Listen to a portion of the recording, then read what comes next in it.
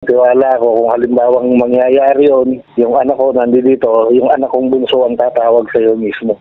Bibiling ko yun. Ito yung anak kong bunso, talaga ko binibiling lahat.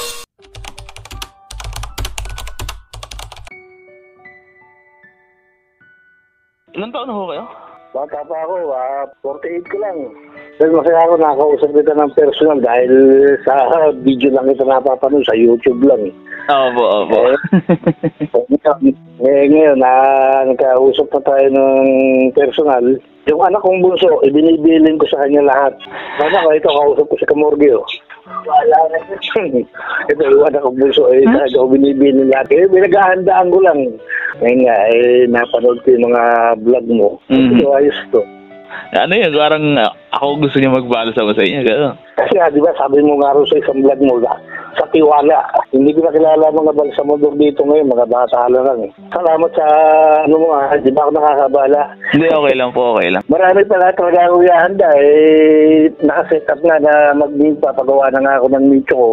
Kasi siyempre, kailangan natin pinaghahandaan din yan. Yung nicho talagang kailangan din yan talaga. Kasi gusto ko yung nicho kong gagamitin bago Salamat ulit at sinagot mo yung tawag ko. Sa ako, tiwala ko kung halimbawang mangyayari yun, yung anak ko nandito, yung anak kong bunso ang tatawag sa iyo mismo. Bibiling ko yun. Ayoko sabihin salamat pero arating talaga tayo. Ako dapat magpasalamat dahil ngayon buhay pa ako. Sigurado na ako sa tatrabaho sa akin. Yun ang gusto ko.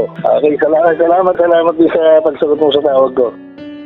At bago matapos po yung video ko na to, may gusto lang po talaga akong sabihin. Dahil mahaba pa talaga yung naging pag-uusap namin ni Kuya, pero yung napakinggan nyo po, yun na lang yung isinama ko. Disclaimer lang po, hindi sa wala akong masabi kay Kuya.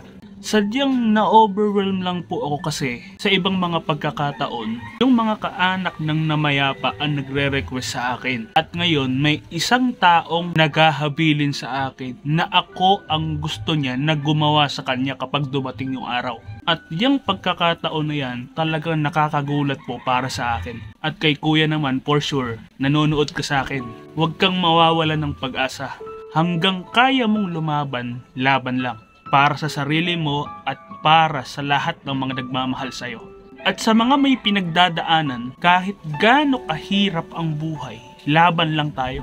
Kaya sa'yo Kuya, minsan dalaw ka sa akin. Kapit tayo, kwentuhan tayo. Masarap mabuhay nang lumaban ka hanggang sa dulo.